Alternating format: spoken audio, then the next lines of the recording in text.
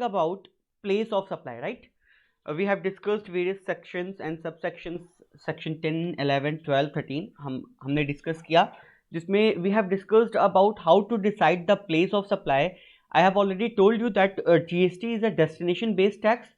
ठीक है, तो destination based tax हमको क्या करना है, we have to pay tax according to the destination, means we have to decide whether it is interstate supply or it is intrastate supply. ठीक है, and it is determined on the basis of place of supply only. Until and unless place of supply is determined, we cannot determine the whether the supply is interstate or intrastate or intrastate. So in our last topic, last chapter, we have discussed about the various sections and subsections regarding the determination of place of supply. Now under this chapter we are going to discuss about the time of supply.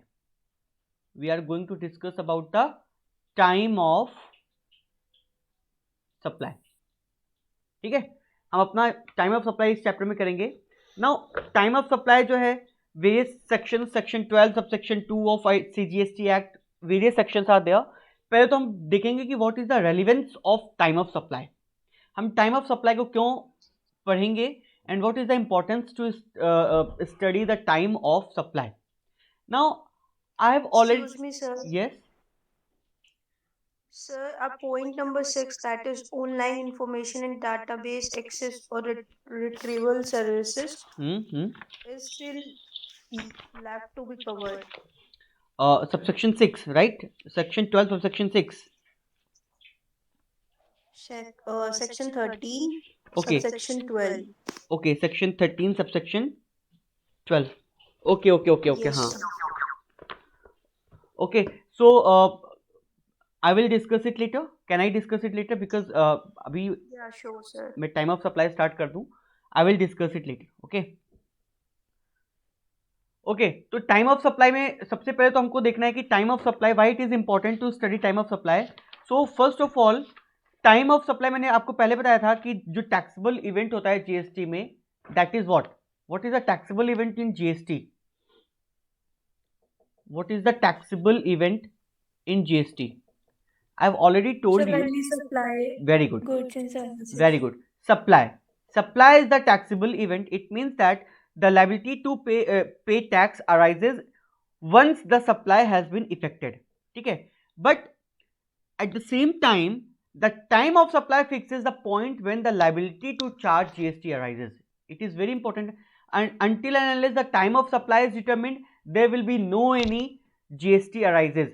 Although supply हो गई है, supply has been taken place, but it's still, once the time of supply has not been determined, your means the liability to pay GST has not arise. ठीक है, तो it is very important that time of supply should be determined. एक छोटा सा example लेते हैं, फिर शायद आपको अच्छे समझ में आएगा. सपोज दैट हमने कोई सप्लाई की थी 10th जनवरी 2022 को. ठीक है, 10th जनवरी 2002 को हमने सप्लाई की थी 10,000 रुपीज की. At that time the rate of GST, suppose that जो रेट था वो हमारा था आई थिंक सपोज दैट 12% था. ठीक है, बट जब हमने इनवॉइस इशू किया, ठीक है, इनवॉइस जो इशू किया है वो 15 जनवरी 2022 को किया है 10,000 रुपीज का. उस वक्त भी रेट सेम था 12% का. बट जब हमने पेमेंट रिसीव किया है 17 जनवरी 2022 को, 17 जनवरी, उस वक्त जो रेट था that becomes 5%. Suppose that for the sake of example, now there are 3 points of time. एक तो 10th जनवरी जब हमने सप्लाई की, फिर एक डेट ऐसी है जब हमने इनवॉइस को इश्यू किया है, ठीक है, और तीसरी डेट है जब हमने पेमेंट को रिसीव किया है. तो अब यहां पे देखो, इस वक्त रेट 12% है, इस वक्त भी रेट 12% है, और इस वक्त रेट क्या है, 5% है. Now you have to determine whether the GST should be paid at 12% और 5%. Now how will you determine कि हमको किस रेट पर जीएसटी पे करना है? तो हम कैसे डिटरमिन करेंगे? The rate will be determine, the liability to pay GST will arise once the time of supply has been determined. जब हम टाइम ऑफ सप्लाई को डिटरमिन करेंगे, देन ओनली अगर सपोज दैट इस कंडीशन में हमारा टाइम ऑफ सप्लाई जो हमने डिटरमिन किया है according to the provision, suppose that अगर वो 15 जनवरी होता है, हमने कहा कि भाई प्रोविजन कहता है कि 15 January 2022 should be the time of supply, तो in that particular case you have to pay the GST at the rate of 12%. But by chance if provision says that according to the provision, suppose that इस example में जो मेरा time of supply आया है that is 17 जनवरी 2022, अगर हमारा ये आया है टाइम ऑफ सप्लाई, तो in that particular case the rate of GST should be paid eight the rate of 5%.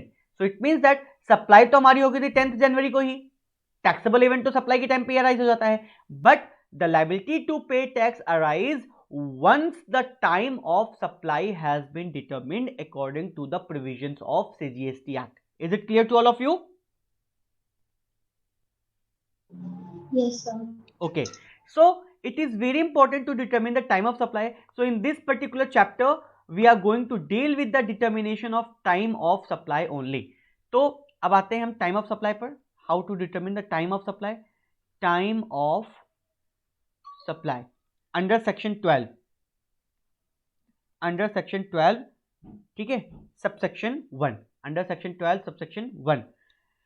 Section 12 subsection 1 says that the liability to pay tax on goods shall arise at the time of supply as determined in accordance with the provision of this section. Section 12 subsection 1 कहता है कि जो liability होगी, liability to pay GST, liability to pay GST arises at the time of supply, at the time of supply. It means that supply हो गई है, हमको उससे कुछ लेना देना नहीं है. Once the time of supply has been determined, the GST, the liability to pay GST arises at that particular point of time. Now various subsections are there. अब टाइम ऑफ सप्लाई जो है हम डिफरेंट केसेस में करेंगे. पहला तो है under forward charge mechanism, under forward charge mechanism, under reverse charge mechanism, under reverse charge mechanism and voucher. ठीक है, जनरली 3 केसेस हैं. इसके अलावा और भी केसेस हो सकते हैं, जैसे इंटरेस्ट रिसीट है, ठीक है, डिलेड पेमेंट पे अगर हमारा इंटरेस्ट है उस पे हमको मिलेगा. ठीक है, तो हम उसमें क्या कहते हैं कि टाइम ऑफ सप्लाई को कैसे डिटरमिन करेंगे. तो various things are there, but अभी फिलहाल हमको, और इसके अलावा एक रिजिडुअल प्रोविजन है जो कि हम बाद में डिस्कस करेंगे. पहले हम ये 3 चीजों को डिस्कस करते हैं कि फॉरवर्ड चार्ज, रिवर्स चार्ज और वाउचर के केस में what would be the time of supply. ठीक है, तो पहले आते हैं सेक्शन 13 सबसेक्शन 2. पहले आते हैं section 12 subsection 2. Section 12 subsection 2. Section 12 subsection 2 में क्या है? Time of supply, time of supply where supplier is liable to pay tax under forward charge mechanism, and I have told you that what is forward charge mechanism and what is reverse charge mechanism. पहली class में बता दिया था कि forward charge क्या है और reverse charge mechanism क्या है. तो in order to determine the time of supply, in order to determine the time of supply you have to determine 3 events. 3 events हमको डिस्कस करने हैं. उन तीनों इवेंट्स में से हमको कंसीडर करना है, तीनों इवेंट्स में से, कि which date will be the time of supply. तो पहला क्या है? The date of actual issue of invoice, actual issue of invoice, the date of actual issue of invoice by the supplier, by the supplier. अभी मैं इसको एक example लेके भी एक्सप्लेन करूंगा. पहले मैं कॉन्सेप्ट एक्सप्लेन कर देता हूं, कॉन्सेप्चुअल समझा देता हूं. Then after that I will take an example to explain the date, time of supply. Okay, पहले मैं कॉन्सेप्चुअली समझा देता हूं. पहला क्या है? The date of actual issue of invoice by the supplier. दूसरा क्या है? The last date on which he is required, on which, इसको हाईलाइट कर लो, the last date on which he is required he is required under section 31 to issue the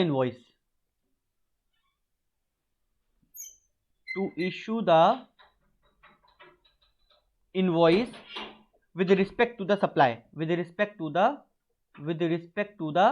supply. अभी मैं इसको भी डिस्कस करूंगा कि सेक्शन 31 क्या कहता है कि what should be the last date of issue of invoice. Although ये आपका पूरा एक अलग से चैप्टर है इश्यू ऑफ इनवॉइस का, लेकिन फिर भी उसका एक छोटा सा पोर्शन जो है वो हम यहां पर डिस्कस कर लेंगे.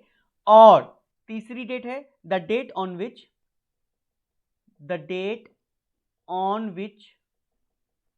The supplier receives the payment.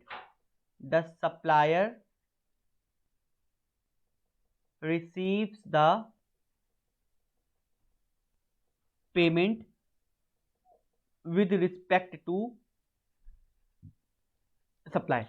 इसका क्या मतलब है? इन तीनों डेट्स में से whichever is earlier or either this date or this date or this date, इन तीनों में से जो भी dates whichever is earlier, that would be the time of supply.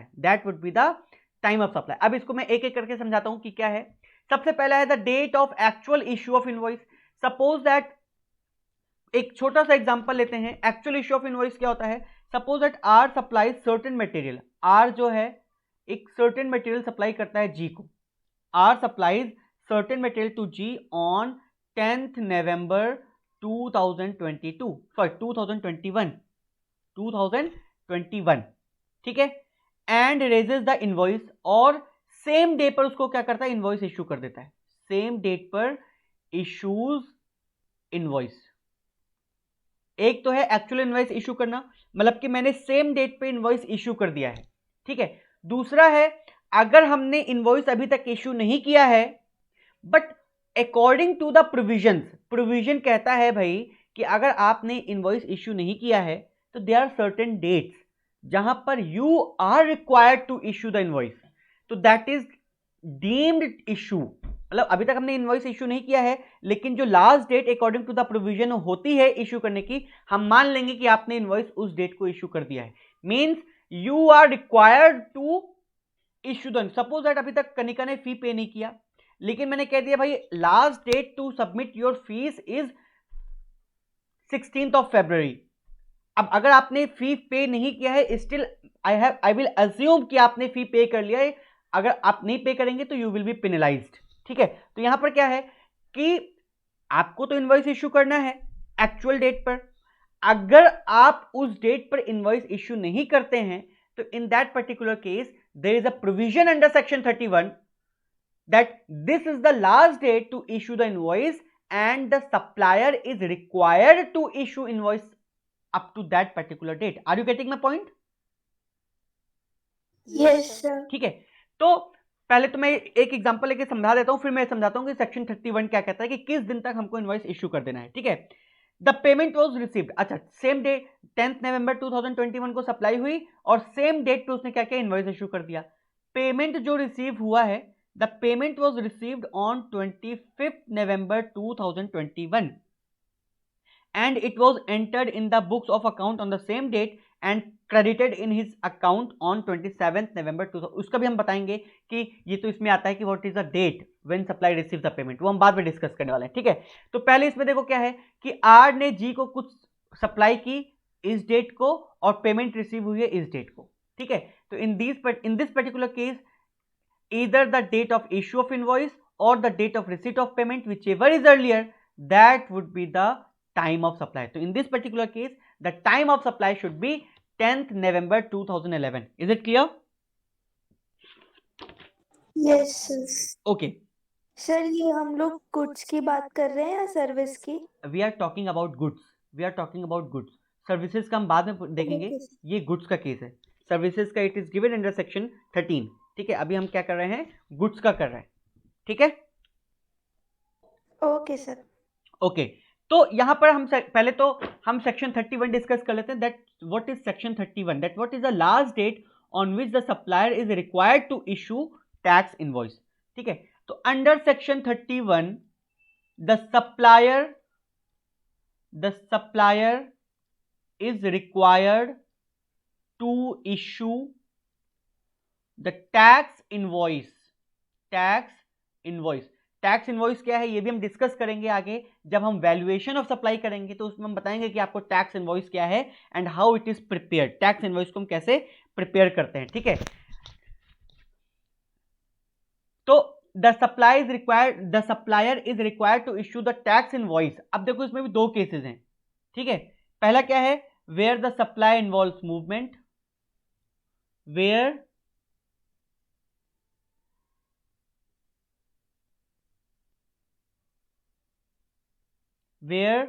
the supply involves movement। मैंने इसको भी डिस्कस किया है कि इन्वॉल्व मूवमेंट ऑफ गुड्स क्या है और नॉट मूवमेंट ऑफ गुड्स क्या है, जब हमने प्लेस ऑफ सप्लाई डिस्कस किया था। Where the supply involve movement of goods, और दूसरा केस क्या है, where the supply does not involve movement of goods, ठीक है। So in case where the supply involved movement of goods, in that particular case the invoice should be issued before or at the time of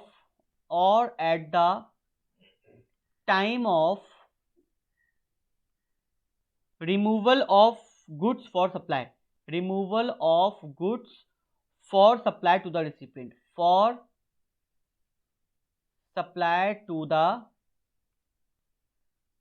recipient, ठीक है। इसका क्या मतलब है, suppose that हम Amazon से कोई गुड्स ऑर्डर करते हैं, तो अमेजोन पे क्या होता है, बिल आपके साथ आता है। आपने कभी माइंड किया, अमेजोन पे क्या है, या तो आपको मेल कर देते हैं या वो बिल साथ में अटैच कर देते हैं। तो it means that the supplier is required to issue the invoice before or at the time of removal of goods for supply. कभी कभी क्या है, वो बिफोर आपको मेल कर देते हैं, बिफोर भी कर सकता है वो, बट अगर बिफोर नहीं किया है तो eight the time of removal of goods for supply, जिस वक्त उसके गोडाउन से माल निकल रहा है सप्लाई के लिए, जिस वक्त उसने रिमूव कर दिया सामान को, क्या कहते हैं कि सप्लाई के लिए, at that particular time the supplier is required to issue the invoice. उसके पहले ही कर दिया है तो ठीक है, नहीं किया है तो that is the last date up to which the supplier is required to issue the invoice. Is it clear? Yes sir. ठीक, ओके। और जहां पे मूवमेंट इन्वॉल्व नहीं है, in that particular case before or at the time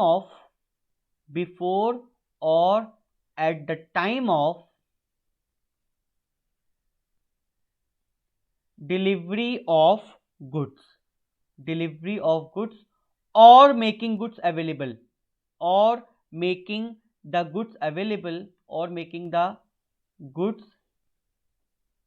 available to the recipient, ठीक है। इसका क्या मतलब है, इसका मतलब ये है कि जहां पे गुड्स का मूवमेंट अवेलेबल नहीं है, इन्वॉल्व नहीं है, in that particular case before or at the time of delivery of goods or making the goods available to the recipient. Suppose that मैंने कोई जनरेटर जो है, मेरी फैक्ट्री का कोई जनरेटर था, वो मैंने किसी एक पर्टिकुलर इंसान को बेचा है, and generator is installed eight that particular place, ठीक है। वहां पर उसका मूवमेंट इन्वॉल्व नहीं है, तो मैं जा करके उसको दिखाऊंगा उस प्लेस पे, और उस प्लेस पे उस जनरेटर को उसको हैंड ओवर कर दूंगा, वहां पे उसकी ओनरशिप ट्रांसफर कर दूंगा। तो in that particular case before or at the time of delivery of goods or making the goods available, मैंने वहां पे उस गुड्स को उसको अवेलेबल करा दिया, भाई आज से ये आपका जनरेटर। तो in that particular case before or at the time of delivery of goods or making the goods available, the supplier is required to issue the invoice. Is it clear? Okay, तो सबसे पहले हमको क्या करना है, सबसे पहले हमको देखना है, मैंने जो 3 चीजें डिस्कस की थी अंडर सेक्शन 12 सब सेक्शन 2 की, date of issue, actual date of issue of invoice, दूसरा है ही is the date on which he is required. Suppose that अभी उसने इनवॉइस इश्यू नहीं किया है, अगर एक्चुअली इश्यू कर दिया है तो that date will be taken, लेकिन अगर उसने अभी तक इश्यू नहीं किया है तो हम अब क्या आएंगे, सेक्शन 31 के प्रोविजन को देखेंगे कि what is the last date on which he is required to issue the tax, he is required to issue the tax invoice. Is it clear? Yes sir. तो हाँ, दोनों में से अगर जो भी कंसीडर करेंगे that would be the date, और दूसरी डेट क्या है? The date on which he receives the payment, the date on which he receives the payment. अच्छा, अब आता है कि what would be the date, हम किस डेट को कंसीडर करेंगे पेमेंट रिसीव की? Date of receipt of payment, date of receipt of payment. हम कैसे डिटरमिन करेंगे कि what is the date of receipt of payment? Suppose that किसी बंदे ने मुझे 10 तारीख को पेमेंट किया, 10 तारीख को, 10 नवंबर 2021 को, और मैंने उसको सेम डे ही क्या किया? अपनी बुक्स ऑफ अकाउंट में रिकॉर्ड कर लिया, बुक्स ऑफ अकाउंट में रिकॉर्ड कर लिया. लेकिन अभी तक, मतलब उसने ट्रांसफर किया है बैंक अकाउंट में, लेकिन अभी तक वो मेरे बैंक अकाउंट में क्रेडिट नहीं हुआ है. क्रेडिट जो हुआ है वो 12 नवंबर को हुआ है, क्रेडिट जो हुआ है वो 12 नवंबर को हुआ है. तो what will be the date, what will be the date of receipt of payment?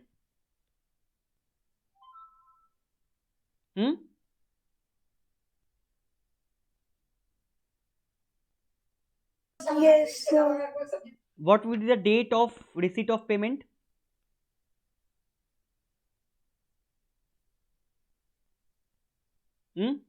देखो इसमें क्या होता है, the date of receipt of payment is the date on which the supplier enters the payment in the books of account or the date of credit in his bank account, whichever is earlier, whichever is earlier.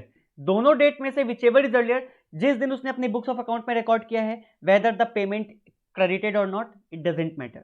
ठीक है, जिस दिन, दोनों date में से whichever is earlier date, that would be considered as date of receipt of payment. Is it clear to all of you? Yes sir. ठीक है, तो date of receipt of payment would be the date on which the supplier enters the payment in his books of account or the date on which the payment gets credited into the bank account of the supplier. तो इन दोनों में से whichever is earlier, out of these two dates, whichever is earlier, that would be the date of receipt of payment. तो हम यहाँ पे क्या करेंगे, हम सेक्शन 12 सबसेक्शन 2 में हमने क्या कहा कि तीनों डेट्स में से whichever is earlier, that would be the time of supply. एक छोटा सा एग्जांपल लेते हैं.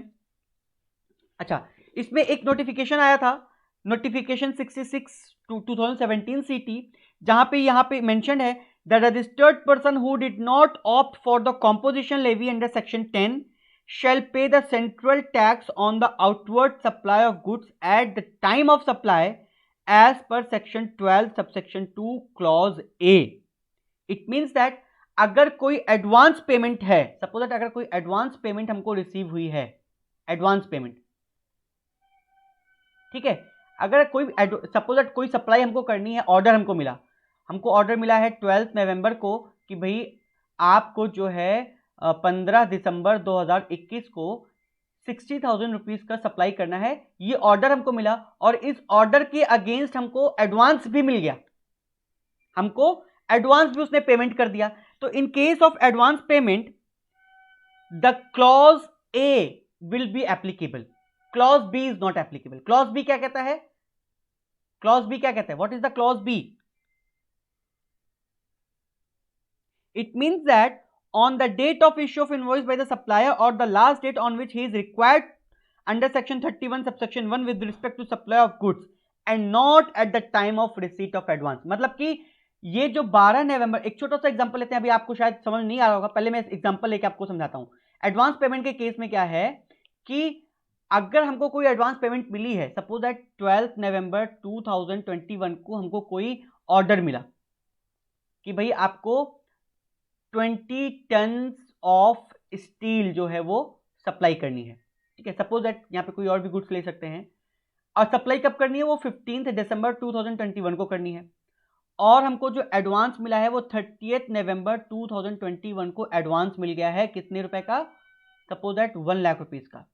ठीक है, तो in that particular case although the receipt of payment, जो रिसीट ऑफ पेमेंट है 1 लाख रुपए की, that is 30th November, but in case of advance, the provision applicable is the date of issue of invoice, the date of issue of invoice or the date on which he is required to issue the invoice under section 31 subsection 1, that would be the time of supply. It means that the date of receipt of payment is not considered in case of advance payment. Are you getting my point? Yes. अगर ऐसे देखा जाए तो हम कहें भाई या तो रिसीट जो इश्यू की इनवॉइस 15 तारीख को इश्यू की होगी तो मैं कह दूं इधर date of receipt of payment or date of issue of invoice whichever is earlier, तो टाइम ऑफ सप्लाई क्या होता है 30th नवंबर. लेकिन no, in case of advance payment the date of receipt of payment is not considered at all. Only the date of issue of invoice or the date on which he is required to issue the invoice is considered for the time of supply.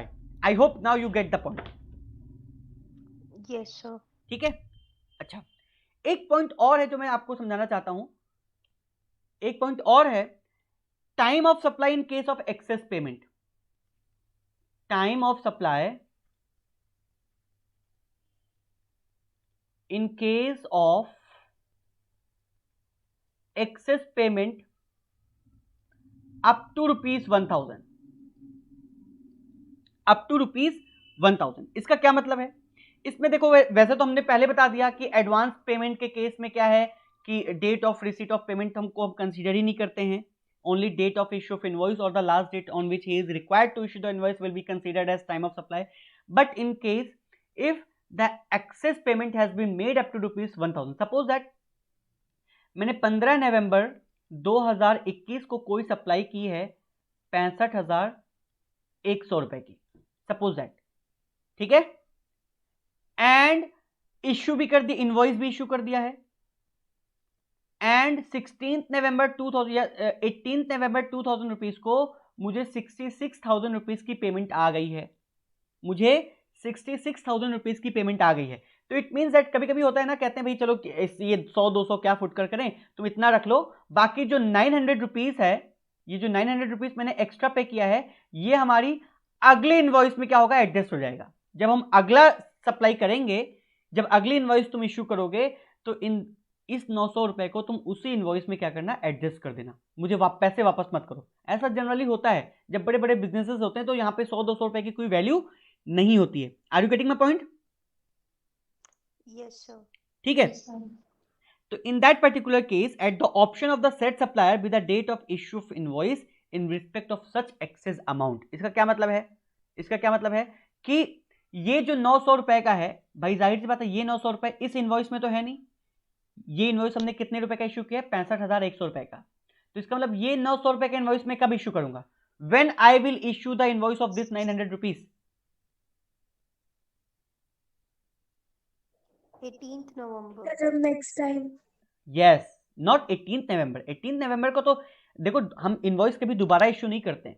Invoice should be issued only once. अभी हम आके पढ़ेंगे, जब हम पढ़ेंगे ना debit note और credit note, वो इसीलिए होता है. हम बार बार इनवॉइस इश्यू नहीं कर सकते. Invoice should be issued only once. उसके बाद फिर अगर कुछ चेंजेस होते हैं सप्लाई में, तो उसके लिए हम फिर डेबिट नोट या क्रेडिट नोट इश्यू करते हैं. ठीक है. तो यहां पर क्या है कि अगर हमारा ये क्या कहते हैं कि पेमेंट हमारी एडवांस में रिसीव हो गई है, एक्सेस पेमेंट रिसीव हो गई है, तो इसका इनवॉइस जो जितने रुपए का एक्सेस पेमेंट रिसीव हुआ है 900 रुपीज का, उतने के बराबर का इनवॉइस जो है हम तब इश्यू करेंगे जब हमारी नेक्स्ट सप्लाई होगी. सपोज दूसरी सप्लाई होती 15 दिसंबर को, तो इस पर्टिकुलर इस जब हमारी दूसरी सप्लाई होगी, अगली सप्लाई होगी, तो उस पर्टिकुलर सप्लाई में हम क्या करेंगे, इस 900 रुपए का इनवॉइस इश्यू करेंगे. तो इन the case where the supplier of taxable goods receives an amount up to rupees 1000 in excess of the amount indicated in the tax invoice. Tax invoice में जितना इंडिकेटेड है 65,100 रुपीज, उस अमाउंट से access में receive हुआ है, that is up to rupees 1000. ठीक है. तो in that particular case the time of supply to the extent of such excess amount, to the extent of such excess amount shall at the option of said supplier be the date of issue of invoice in respect of such excess amount. ठीक है. Not relevant in view of, वही है पहले तो advance के case में क्या है, यहां पे क्या है, at the option. Eight the option है. पहले तो प्रोविजन क्या है, जो नोटिफिकेशन आया था, जो हमारा नोटिफिकेशन 66 है, 2017 में आया था, वो तो कहता है भाई एडवांस पेमेंट के केस में इश्यू ऑफ इनवॉइस जो है वही डेट होगी टाइम ऑफ सप्लाई की, लेकिन यहाँ पे एट द ऑप्शन है, at the option of the supplier it shall be the date of issue of invoice in respect of such excess amount. इस एक्सेस अमाउंट का इनवॉइस जब issue होगा that would be the date of time of supply. Is it clear now? Yes sir. Okay, एक छोटा सा example लेकर इसको और अच्छे से समझने की कोशिश करते हैं। Suppose that S issues certain invoice of rupees 64,100 rupees for supply of goods on 10th October 2021। ठीक है, 64,000 रुपीज का इनवॉइस इशू किया है, ठीक है, for the supply of goods on 10th October 2021 and received a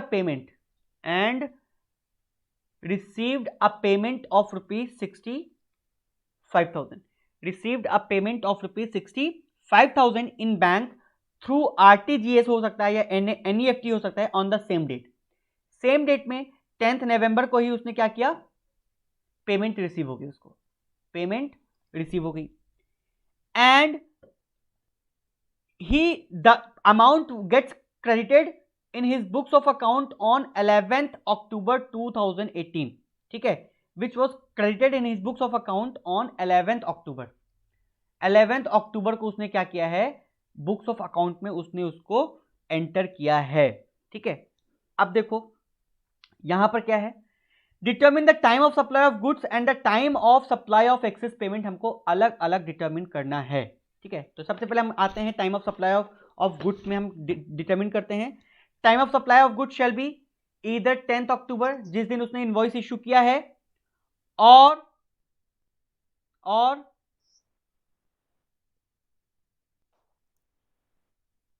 payment receive. Yes, payment received, तो payment भी किस दिन रिसीव हुआ है, उसी दिन रिसीव हुआ है भाई, जिस दिन पेमेंट रिसीव हुआ है वो, और जिस दिन उसने एंटर किया है वो, विच एवर इज अर्लियर, तो 10th अक्टूबर ही। तो in that particular case the time of supply shall be 10th अक्टूबर 2021, ठीक है। Yes sir. अच्छा, अब जो पेमेंट हमारा एक्सेस रिसीव हुआ है, यहाँ पे हम 64,100 की बात कर रहे हैं, यहाँ पे advance payment is not relevant, ठीक है, वहां पे advance payment is not relevant for determining the time of supply. मैंने आपको पहले बताया था नोटिफिकेशन 66 में है कि एडवांस पेमेंट के लिए टाइम ऑफ सप्लाई जो होगा वो उसके इश्यू ऑफ इनवॉइस लेंगे, उसमें हम पेमेंट को कंसीडर नहीं करेंगे, ठीक है।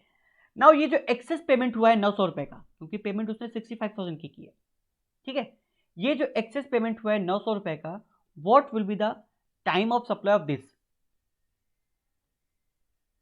सर नेक्स्ट सप्लाई में। वेरी गुड, यहाँ पे डेट तो दिया नहीं है, हम ये कह सकते हैं कि भाई जब नेक्स्ट सप्लाई होगी उसकी, कभी भी हो, नवंबर में हो, दिसंबर में हो, जनवरी में हो, कभी भी होगी नेक्स्ट सप्लाई, जिस दिन हम इस 900 रुपए का इनवॉइस इशू करेंगे that would be the date of supply, that time of supply, that would be the time of supply. Is it clear? Yes sir. Okay, तो ये तो हमारा केस क्या था, ये केस था where the supplier is liable to pay tax on forward charge mechanism.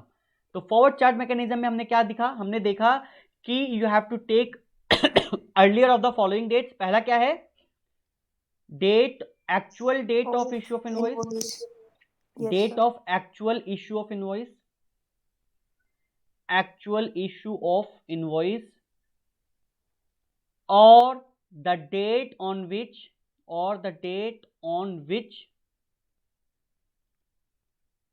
supplier is required to issue the invoice, ठीक है। और दूसरा क्या है, और दूसरा the date of receipt of payment, the date of receipt of payment. इन दोनों ही केसेस में से, इन दोनों ही डेट में से whichever is earlier that would be the time of supply in the case where the forward charge mechanism is applied. I hope now the section 12 subsection 2 is clear to all of you. Is it clear? Yes sir.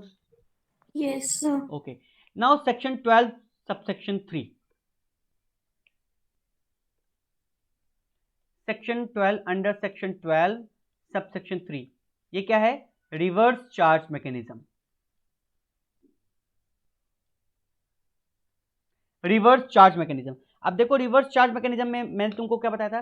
Reverse charge mechanism में हो सकता है वो unregistered person, जो supplier है वो unregistered person हो, क्योंकि रिवर्स चार्ज मैकेनिज्म जहां पे फॉलो होता है वो एक केस ये भी होता है कि where the supplier is an unregistered person and recipient is a registered person, बताया था मैंने। Yes sir. ठीक है, तो अगर कोई सप्लायर अनरजिस्टर्ड पर्सन है तो how he can issue the invoice? Can he issue the invoice? No sir. No, because ना उसके पास जीएसटी नंबर है, ना उसके पास अपना कोई बिजनेस है, मतलब बिजनेस एड्रेस है, कुछ भी नहीं है, क्योंकि उसने अपना रजिस्ट्रेशन ही नहीं करवा रखा है। तो until and unless he gets the registration number he can not issue the invoice. हाँ, एक बना सकता है, जैसे कहते हैं नहीं कच्चा बिल, बहुत लोग कहते हैं भाई कैसा बिल चाहिए? कच्चा। कभी कभी आपने देखा है, कभी आप शॉप पर जाते हो तो पूछते हैं भाई कच्चा बिल चाहिए कि पक्का बिल चाहिए? कभी आपके साथ ऐसा हुआ है? Yes sir. Yes sir. तो there are two types of bill under GST, एक है कच्चा बिल और एक है पक्का बिल। तो कच्चा बिल का मतलब क्या है कि उसको जीएसटी आपको पे नहीं करना है, क्योंकि he is not leaving GST on that, but if he is issuing पक्का बिल, ही और शी इज इशूइंग पक्का bill, in that particular case the GST is mentioned and you have to pay the GST. तो कच्चा bill तो कोई भी issue कर सकता है, मैं भी आपको इशू कर सकता हूं कच्चा बिल, लेकिन पक्के बिल के केस में क्या है? You have to pay the GST. ठीक है, now in the case where the supply of goods where the tax is levied on reverse charge basis, in that particular case again 3 dates are applicable. We have to see the 3 dates. पहला क्या है? the date of receipt of goods,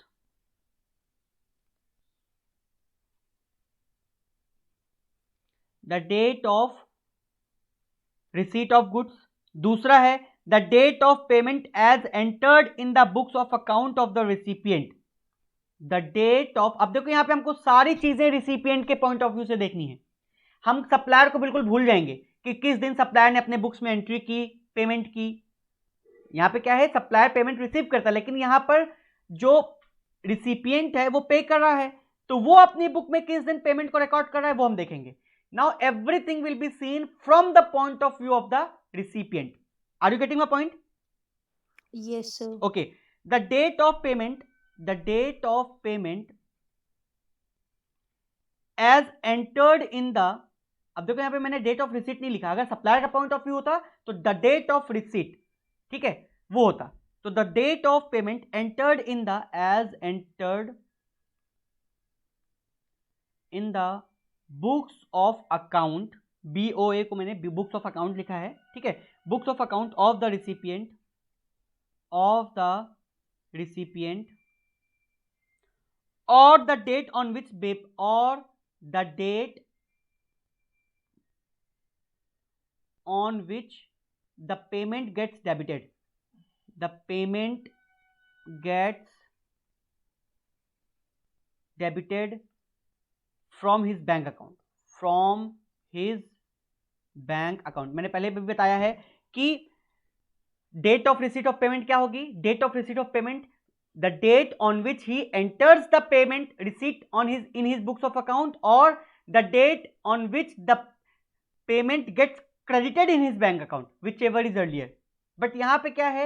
date of payment को हम कैसे consider करेंगे? The date on which the recipient entered the payment in his books of account, or the date on which the payment gets debited from his bank account, whichever is earlier. Are you getting my point? Yes sir. ठीक है, दोनों date में से whichever is earlier होगी, that would be the date of payment. और तीसरा क्या है? either this or this or this. तीसरा क्या है? the date immediately following 30 days, the date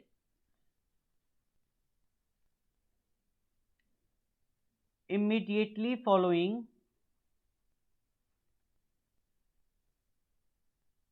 30 days from the date of issue of invoice, from the date of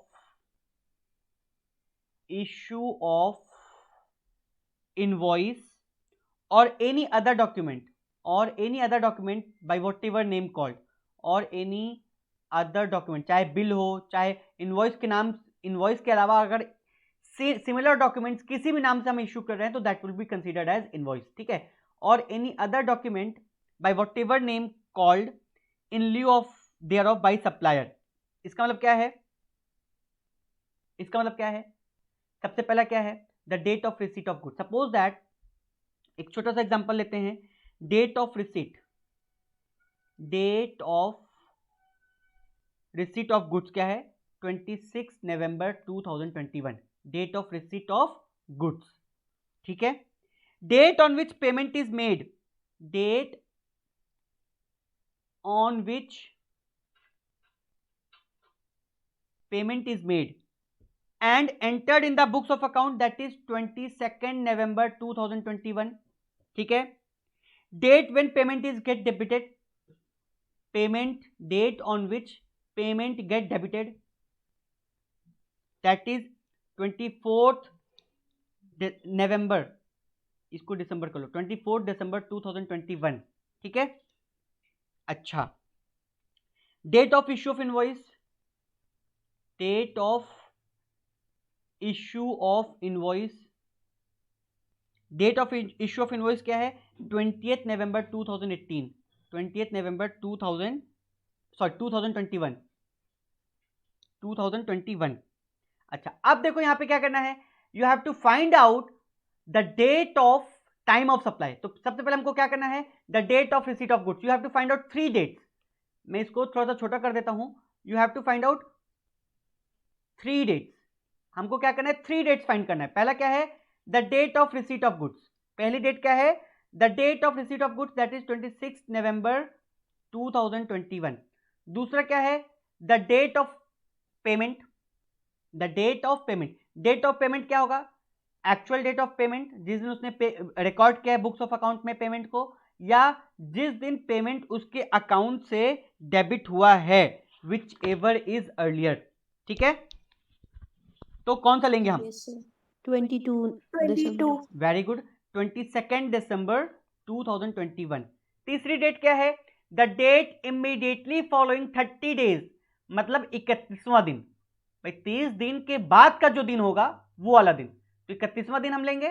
तो the date immediately following the 30 days from the date of issue of invoice. तो date of issue of invoice क्या है, 20 नवंबर, 20 नवंबर।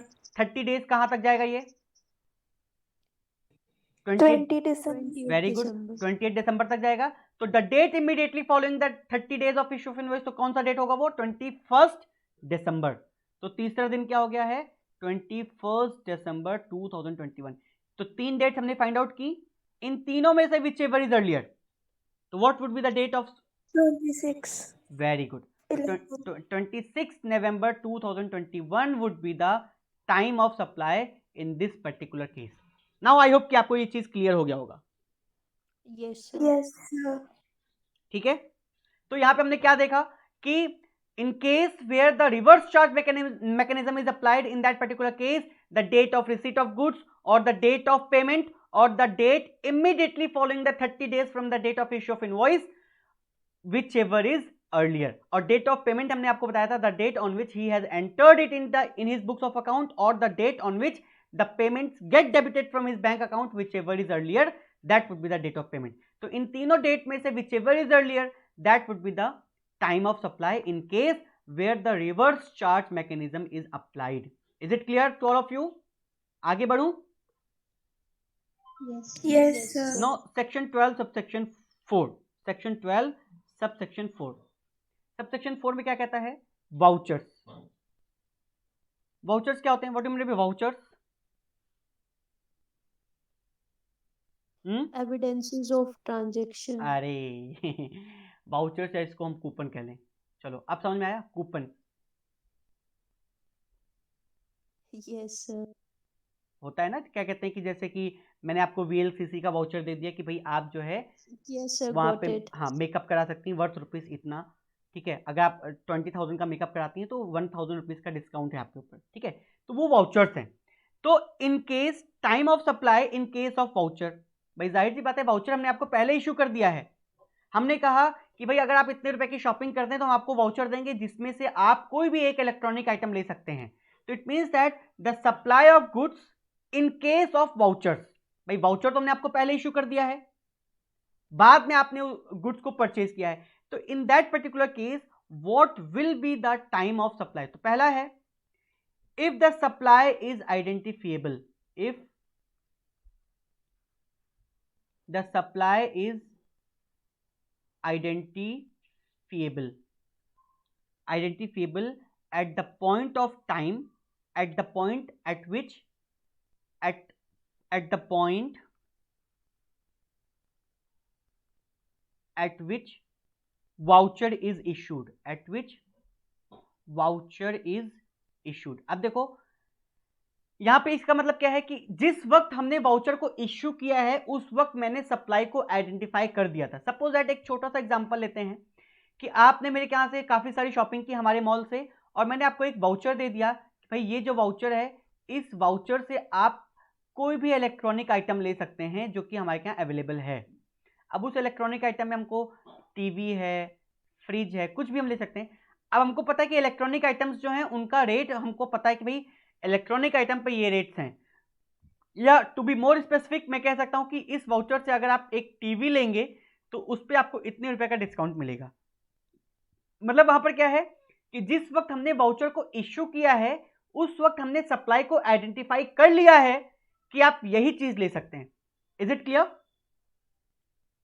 Yes sir. तो in that particular case the time of supply will be the date of issuance of voucher, the date of issuance of voucher. इसका मतलब क्या है? इसका मतलब यह है कि हमने अगर आपको वाउचर इशू किया है और हमने आपको कहा कि भाई आप टीवी ले सकते हैं, तो हमको पता है कि अगर हमने 10 नवंबर को जो है वाउचर इशू किया है 10 नवंबर 2021 को, तो हमको पता चल गया भाई 10 नवंबर को वाउचर इशूड है तो time of supply would be 10 नवंबर, और हम जीएसटी का रेट लगा सकते हैं कि भाई आपको पता है कि हम टीवी लेंगे तो टीवी पे हमने आपका जीएसटी का रेट लगा दिया, भाई आपको ये रेट पे जीएसटी पे करना है। ठीक है, हमको पता है कि आपको टीवी लेना है या कोई इलेक्ट्रॉनिक आइटम लेना है, हमने उस पर्टिकुलर रेट पे आपको टैक्स बता दिया कि आपको ये टैक्स देना है। लेकिन अगर सर्विसेज जो सप्लाई वो आइडेंटिफिएबल ही नहीं है, हमने कहते भाई ये आपका वाउचर है, आप हमारे मॉल से कोई भी इतने रुपए की शॉपिंग कर सकते हैं, तो अब बताओ what rate should be applicable जब सप्लाई। अब हो सकता है मैं लेदर का आइटम परचेज करूं, हो सकता है मैं मेकअप किट परचेज करूं, हो सकता है मैं इलेक्ट्रॉनिक आइटम परचेज करूं, तो is it possible to apply any particular rate until and unless the supply is identifiable? No sir. No sir. So in that particular case, if the supply is not identifiable, if the supply is not identifiable,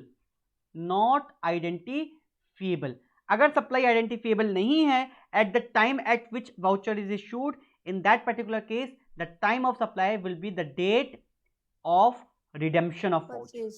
Yes sir. Yes, redemption, जिस दिन हमने उसको redeem कराया है, जिस दिन redeem कराऊंगा उस दिन हमको पता चल जाएगा कि भाई हमने ये परचेज किया। Now that particular rate would be applicable, the date of redemption of voucher. ठीक है? Yes sir. ठीक है, नाउ रेजिडुअल प्रोविजन है section 12 subsection 5, this is the residual provision, section 12 subsection 5, section 12 subsection 5। Residual provision क्या है बच्चा? कुछ पता ही है, जो कहीं पे नहीं आता वो कहां पे आता है? रेजिडुअल प्रोविजन में आता है। Where it is not possible to determine the time of supply under provisions of section 12 subsection 2 subsection 3 subsection 4। भाई हमको कहीं भी पता ना फॉरवर्ड चार्ज में जा रहा है वो, ना रिवर्स चार्ज में जा रहा है, ना वाउचर में जा रहा है, तो कहां पे जाएगा वो? रेजिडुअल प्रोविजन में जाएगा। तो in that particular case where a periodical return, periodical return पता है ना आपको क्या होता है? पीरियोडिकल रिटर्न हम जनरली क्या करते हैं, जो हमारे जीएसटी रिटर्न होते हैं मंथली रिटर्न, उसको नेक्स्ट डेट के 20th तक हमको, सपोज दैट हमको दिसंबर का फाइल करना है, तो दिसंबर का हम 20 जनवरी के पहले पहले हम क्या करना होता है? हमको फाइल करना होता है। ठीक है? यस। ठीक है, तो where a periodical return, where a periodical return has to be filed, periodical return has to be filed, जहां पे हमको पीरियोडिकल रिटर्न फाइल करना होता है, in that particular case the date on which such return is required to be filed, the time of supply would be the date on which such return is required to be filed। ठीक है, जिस दिन हमारा return is required to be file, हमने file किया नहीं किया that doesn't matter, लेकिन जिस दिन हमको रिक्वायर्ड है कि 20th तक आपको फाइल करना है, तो the date on which such return is required to be filed, that would be the time of supply. और दूसरा भी केस इसमें एक और है, इन एनी अदर केस, अगर हमको पीरियोडिकल रिटर्न फाइल नहीं करना है, और भी कोई केसेस हैं, तो in any other case it would be the date on which GST is paid. जिस दिन हम जीएसटी पे कर रहे हैं, that would be the time of supply only, that would be the time of supply only. Is it clear? Sir एक बार ये वाला फिर से बता दो। कौन वाला? Subsection 5? Yes sir. Okay, residual section. देखो रेजिडुअल सेक्शन में क्या है, where a periodical return has to be filed. मैंने कहा कि जो हम जीएसटी रिटर्न फाइल करते हैं, सपोज दैट अगर हमको दिसंबर की जीएसटी रिटर्न फाइल करना है, ठीक है, वो अभी हम आगे भी डिस्कस करेंगे जब हमारा रिटर्न का चैप्टर आएगा, तो उसमें हम डिटेल में करेंगे कि रिटर्न को हम कैसे फाइल करते हैं। तो जो दिसंबर महीने का अगर हमको रिटर्न फाइल करना है, मंथली रिटर्न, तो up to 20th of Jan, मतलब कि हर महीने का जो रिटर्न है that is to be filed up to the 20th of the next month. हमको 20th of the next month तक हमको क्या करना होता है, फाइल करना होता है। तो this is the date when the periodical return is required to be filed. ठीक है, तो हम फाइल करें ना करें, लेकिन रिक्वायर्ड टू बी फाइल्ड यही डेट है। तो इस डेट, ये डेट क्या होगा, हमारा टाइम ऑफ सप्लाई कंसीडर किया जाएगा, जहां पर हमको पीरियोडिकल रिटर्न फाइल करना है। Is it clear? Yes sir. और दूसरा केस है जहां पे पीरियोडिकल रिटर्न भी फाइल नहीं करना होता है, और कोई अदर केस है, तो इन दैट पर्टिकुलर केस जिस दिन हमने जीएसटी पे किया है, जिस दिन हमने जीएसटी पे किया है, that day would be the time of supply. Is it clear to all of you? Yes sir. Yes sir. Okay, so I think this is all for today.